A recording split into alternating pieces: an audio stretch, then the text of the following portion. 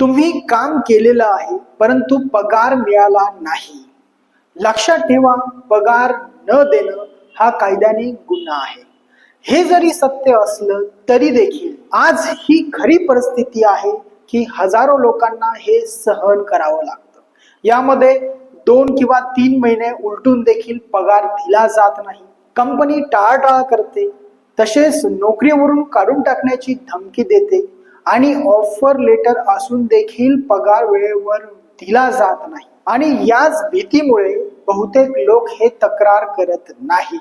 परंतु payment of wedges act असेल, minimum wedges act असेल, इंडस्ट्रियल डिस्प्यूट ऍक्ट असेल, अशा कायद्यानुसार पगार हा ठरलेल्या तारखेला देणं बंधनकारक आहे. आणि जर उशीर केला तर व्याज व दंड हा लागू होतो. तसेच कमी पगार दिला तर हा गुन्हा ठरतो. आणि विशेष म्हणजे नोकरी सोडल्यानंतर देखील पेंडिंग सॅलरी ही द्यावीच लागते. म्हणूनच येथे ही बाब लक्षात घ्या.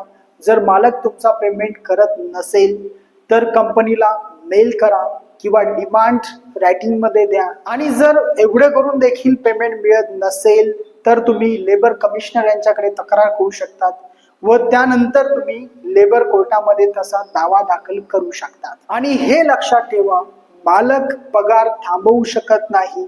तसेच धमकी देणं हा कायदेशीर गुन्हा आहे. तसेच चुकीचा राजीनामा घेतलेला असेल तो अवैध ठरू शकतो.